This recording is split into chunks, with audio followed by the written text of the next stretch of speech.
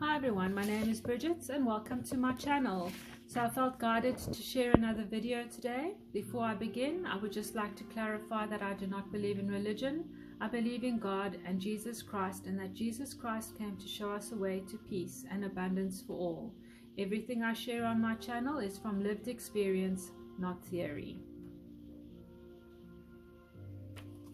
As I reflect with God, I am being shown something that I believe humanity needs to understand. Gossip, blame, jealousy, hatred, envy, resentment, lust, bullying, greed, unforgiveness, slandering one another, ruining another person's reputation. We often think of these things as simply human behavior. But what if there is something deeper happening?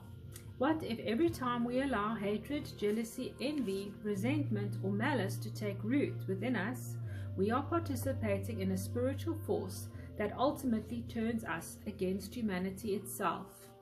We wrestle not against flesh and blood, but against principalities, against powers, against the rulers of the darkness of this world, against spiritual wickedness in high places. Ephesians 6 verse 12. I have come to understand these behaviors are manifestations of what I call the spirit of Satan, the energy of separation, accusation, hatred, domination, and destruction. And perhaps this is one of the greatest forms of spiritual warfare humanity has overlooked. We keep looking outside ourselves for the enemy, but Jesus continually pointed us back towards what was happening within us. Because when I hate you, I am not only casting something towards you, I am carrying that hatred within myself. When I am consumed by jealousy, I am the one carrying the jealousy. When I nurture resentment, I am the one drinking from the cup of resentment. When I destroy your reputation, I participate in a world where reputations can be destroyed. When I bully another human being, I strengthen a culture in which human beings believe they have the right to diminish one another. And this is why the teachings of Jesus become so profound. Love your neighbor as yourself. And Jesus went even further. Love your enemies and pray for those who persecute you. Matthew 5 verse 44. Why would Jesus ask us to love our enemies? Perhaps because he understood something humanity continues to forget. Hatred cannot be defeated by hatred. If I answer hatred with hatred, I have simply created more hatred. If I answer violence with vengeance, I continue the cycle. If I answer gossip with gossip, I become part of the very thing I condemn. If I answer jealousy with jealousy, separation grows. Jesus showed us the way of love, not because love makes us weak, but because love refuses to become what it is fighting against. Jesus says, whatever you want others to do for you, do also for them. Matthew 7 verse 12. This is not merely a moral instruction. I believe it is a spiritual law, because what we continually cultivate within ourselves becomes part of the world we collectively create. Humanity has spent generations casting fear, hatred, judgment, jealousy, and resentment upon one another. And then we wonder why the world feels so divided. Perhaps we have been participating in the very darkness we are praying to be delivered from. Perhaps the greatest spiritual cleansing humanity needs is not simply something that happens to us. Perhaps it begins with what we are willing to release from ourselves. Release the jealousy. Release the need to destroy another person's reputation. Release the desire to see another person fail. Release resentment, hatred, and greed. Release the need to make ourselves greater by making another human being smaller. Because every human being we encounter is carrying a story we may know nothing about. And Jesus understood this. Even while being crucified, he said, Father, forgive them, for they know not what they do. Luke 23 verse 34. That is a consciousness completely different from revenge. That is the consciousness of love. And perhaps this is what Jesus meant when he taught us to love our enemies.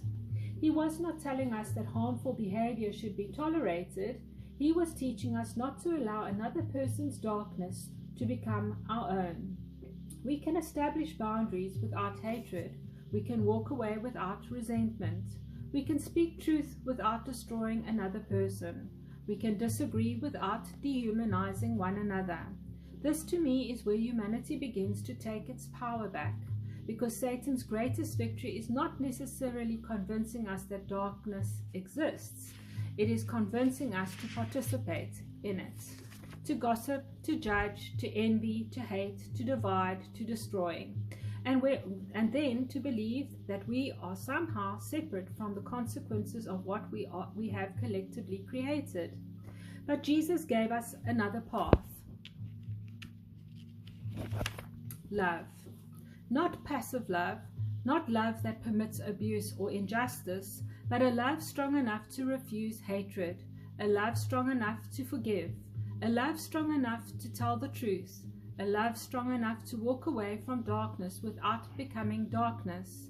Perhaps this is why Jesus said, By this shall all men know that ye are my disciples, if ye have loved one to another. John 13 verse 35. Maybe humanity's transformation begins here, not with changing everyone else, but with finding not with finding someone to blame, but by looking within ourselves and asking, what am I casting into the world? Am I casting fear? Am I casting jealousy? Am I casting judgment? Am I casting hatred? Or am I casting love? Because every thought, every word, and every action contributes to the world we participate in creating. And if we truly want a different world, perhaps we must become willing to stop creating the old one through ourselves. This is the invitation I hear in the teachings of Jesus. Love your neighbor, love your enemy, forgive, do not repay evil with evil, do not do unto others as you would have them do unto you. Perhaps this is how humanity begins to remember who we were created to be. Not enemies, not competitors, not destroyers of one another, but human beings capable of choosing love. And perhaps that choice is where our freedom begins. So, that's my last message for today. Wishing you a magical day. God bless.